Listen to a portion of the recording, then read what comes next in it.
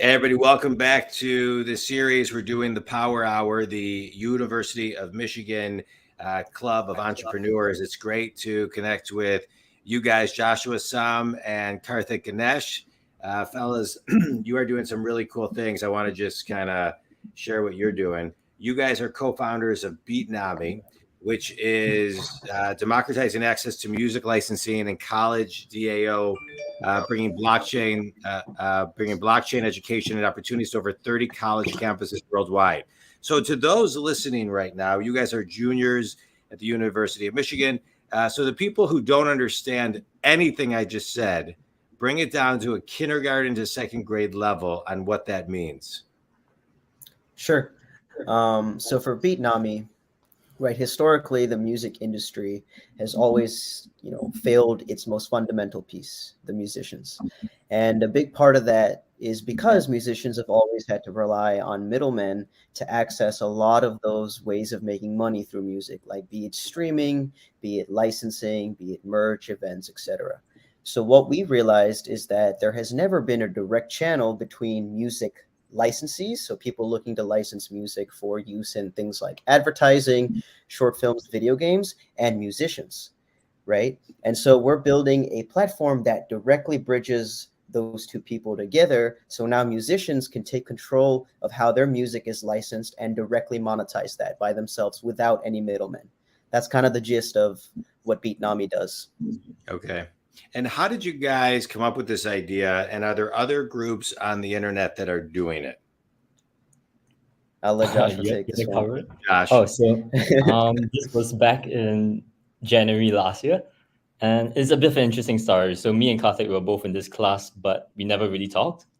One of these days, we were both in the same group for an entrepreneurship class here on campus. And we didn't have any ideas back then on what to work on. One of the days, like Karthik just said, "Come, pull up to the hot tub," and I just like decided, "Hey, let me come."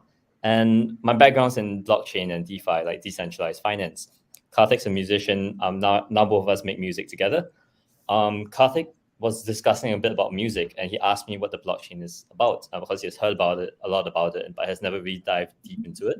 So I shared a bit more about the blockchain, what it has the power to change, and yeah, in that hour, both of us were in the hot tub, came up with the idea. The name hasn't came in yet, but yeah, I think the idea of bringing music licensing and using the blockchain to kind of simplify things, take out the middleman, make things more accessible to musicians and for licensees as well. That whole idea came out within that 1 hour session in the hot tub. So let's talk about that. Let's talk about the evolution of an idea, right? I believe, that the universe kind of, does some great things in kind of bringing people together. So here you have the musician meets the blockchain in the hot tub per a study, a class where you brought into the same group.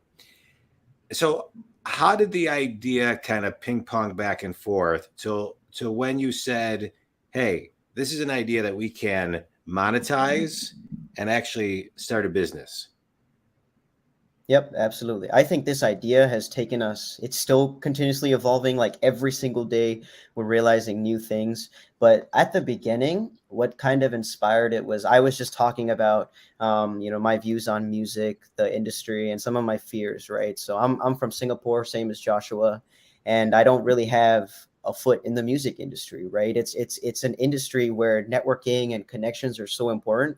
I didn't have that. And, industry statistics weren't really looking that good. Like, I think it's to get like a cup of coffee, you need 625 streams, right? It's hard. It's a hard industry. Yeah. And I was just thinking as to why that's the case. And I was kind of just venting out stuff. And then it was like a back and forth discussion. He was saying, oh, I didn't know that, the music industry operates like that. And he seemed to catch on to some of these inefficiencies. And then he brought about the blockchain. He spoke about his experience kind of building out like a product for one of the companies he worked on. And I was really interested in that. And then I think we just did a lot of research. We spoke to a lot of musicians. We spoke to companies that were looking to license music, mainly like video game companies. And, that was essentially what told us that this is a go, right? This is something that's needed. in the market, and there are musicians that are going to use it, and there are music licensees that are going to use it. So we knew it was meant to be. And yep. Yeah. So here's what I think is so interesting. So you guys are how old? I'm 19. How old are you guys? You're 19. So you're 19. I'm 50 years old. So when I was 23, I graduated college. I started an internet company in the Web 1 world with my brother and a buddy. We sold it 2 years later to the largest internet professional service firm in the world. And at that time, we were just talking websites, a little bit of intranets, a smidge of extranets. And there were so many people that didn't understand what we were even doing at the time. So fast forward, now I'm a business coach, right? I work with people all over the world, from solopreneurs to Fortune companies. And I'm always talking about exactly something that you guys just touched on. Think community. You've heard me talk about this in my podcast, and those who are my clients hear me talk about it, or in my keynotes. I talk about all the time that there are college students who are 18 to 22, 23 years old, sitting in their dorm rooms and in class right now, being able to spot the inefficiencies in all business models that older seasoned generations are missing, because they don't understand the technology of now and moving forward. So they're not adapting that to how things can evolve. And so I'm really going to encourage everybody to spend a minimum of 1 to 5 minutes a day studying this, because I hear this over and over again, and I've interviewed a bunch of the Power Hour entrepreneurs, and there's a lot of identification of seeing what is not being seen, and then taking technology and building a business out of it. And so my question is, when you saw the inefficiencies, and how did you know that if you dive in and do it? I want to talk about your courage here, the courage that you're going to dive in, jump in, do it, and build a business, right? Yeah, I think I can take that question. I can boil it down to maybe 2 or 3 points. One of them was definitely the people on the team. Power Hour is such an amazing community, and as well as like your co-founders in your team, right? We knew that each person had, even if they didn't have the skills at the moment, like we are still college students, we don't have like 10 years of industry experience, but we do know that we dive deep, and we know how much we can accomplish in a short time. So we always step into it, not with the like confidence that we have a lot behind us, but because we know we are willing to spend the time and spend the effort to kind of understand the problem and go fix it from the ground up, right? So yeah. I think that has been one of the main confidence like drivers. Next thing is also in terms of the industry. I just want to pause on that for 1 second. So you're talking about the speed at which you can do you see an inefficiency, and your efficiency to identify, and then not only surround yourself with the right team, but understand the technology where you can move fast, effectively, with quality. Yeah, exactly. Yeah. Exactly. So I just want the Think community who are listening to kind of hear that, because, again, we're talking a lot about, there's a lot of talk right now in the news since November 30th and ChatGPT, there's a lot of talk of AI, but, to me, competition, AI should be looked at as almost like a partner, right? And where it can bring more efficiencies to your business. And I talk a lot about that, competition is really the impulsive client who is moving and changing their mind based on new indicators and assumption sets. And when I hear guys like you talk, that's going to make people change indicators and assumption sets, because here you are 19, fast forward 2-3 years, Think community, think about where, Karthik and Joshua and the Karthik and Joshuas that, are out there will be doing to revolutionize the business, every single business. So it's so impressive to me. I love it. I love what you guys are doing and how you dive in. Okay, go to your second bullet. Sorry about that. The second point actually kind of links over to College DAO that we're going to talk about in a bit, but it's also the kind of industry that we are in, and I do see that college students have a bit of a mini advantage when it comes to blockchain and Web3 in the whole industry, metaverse, all of that. And part of it comes from how new the industry is. So blockchain, like, yes, it started a while back. when Bitcoin was started, but the whole ecosystem really exploded in the past 2, 3, 4 years. And I do believe that as college students, this is one of the times where you can be one of the first few people in the industry. Maybe 5, 10 years down the road, you guys would be the OGs, the people who have really come in when the industry was fresh, and you would be the subject matter experts when that time comes. But right now, when no one can say that they have 20 years of blockchain experience because it didn't even exist back then. So right now we're at the cusp of change, and I think that's where a lot of college students can really jump in, push hard, dive in deep, and become like experts ahead of what people, even if they have like 5 years of industry experience. How do we jumpstart that, right? Yeah, that's great. Thank you for that. Karthik, anything to add? Yeah, I think for me, it's just one of those moments where, for me, it was the entire process, right? I've never started a business before this. I've never really even thought about it, right? I kind of came here and I realized that this was the perfect, career path for me, because I want to be in music. I love music. I live, breathe music.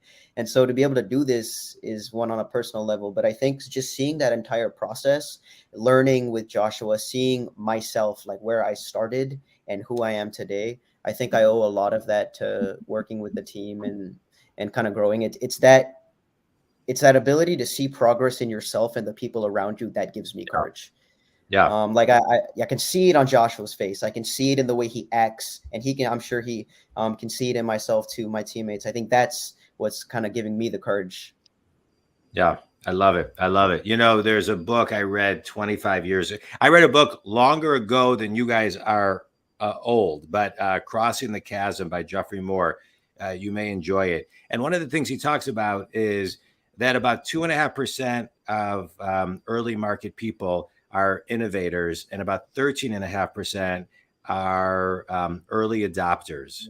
And so those are the people, and you are the innovators that are early in the process. So I love what you're talking about. Think community, a lot of these things you don't want to wait to be, early majority, late majority, or laggards, because you may be too late to the game to see how this can help you get more efficiencies in your business. All right, fellas, let's do a quick speed round. Joshua, we'll start with you. If you could teach a college class right now about one thing, what would it be? Probably on product and innovation. So my background's in product management, more on the technical side, but I do believe that product powers a lot of how do you make decisions internally? How do you make decisions externally as well? And I think that's something that I have quite a lot of experience, if like comparatively compared to my other skills, and I would really want to kind of dive deeper into that. Yeah, love it. Karthik, how about you? I would probably. This is a hard question. I would probably teach creativity and storytelling. Yeah. And yeah, I think that's a pretty big, something that I'm pretty strong at. Yeah. I think all of those topics are critical. I'm just going to zoom in on storytelling, because I think a lot of times, and I see this with people that I coach and people that I don't coach, and most people are not great storytellers. And being a great storyteller is really, really important in the way that you ask questions, the way you listen, and the way that you share things. So this was all great. You guys are really impressive. And one of the things I just wanted to comment in closing that I want to extract from this, Think Community, I'm a business coach, and I work with people who are successful and who are stuck, and I get them unstuck. And one of the things that we can learn from this generation that was kind of echoed as a through line was their ability to not really see competition, but see others as people to collaborate with. So your generation collaborates because I hear what you're talking about as far as tapping into the courage from the energy of the team. And collaboration will take your generation and all other generations much further faster. So I appreciate you guys being on the show and sharing your story. Last question, best piece of wisdom you've ever received. Karthik, we'll start with you. know what's at stake. Because when you're in a team, it's not just about you; it's also about everybody else on the team. That was the best piece of wisdom I've ever received. That's great. All right, Joshua. I think for me, it's in terms of how do you empower yourself is to empower other people. If you kind of give that opportunity to kind of get people moving, you'll be surprised at what they can accomplish. And it's, I guess, leadership boils down to trust. Are you willing to trust people to do that, and set people free? If you're able to do that, the results are astounding. Yeah, great. Yep. Guys, you're impressive. I can't wait to follow your career over the decades and see what you do, and what you do inspires me to do things differently. So it's great. And if there's anything I can ever do, don't hesitate to reach out. Tell everybody where they can connect with you and learn more about what you're doing. Sure. So for BeatNami, if you're a musician or anybody in the music business that wants to learn more, catch us at beatnami.com. We've also got our socials on there. And then Joshua can take College DAO. Yep. For College DAO, you can find us on Twitter or collegedao.io. That's where we have all newsletter, all of the career opportunities. And if you're a student who is interested in blockchain, feel free to hop on. We are super open. Guys, my apologies for, instead of saying DAO, saying DAO, but hey, you know what? I'm learning too every single day. So this is great. And this is where we learn. So I appreciate it. You guys are doing great things. Keep it up. The community, reach out to them if you need anything. And if I can do anything for you, check out jondwoskin.com and share this with anybody who needs it. Fellas, appreciate you both. Thanks so much. Thank you. Awesome. Thank you. Really appreciate it.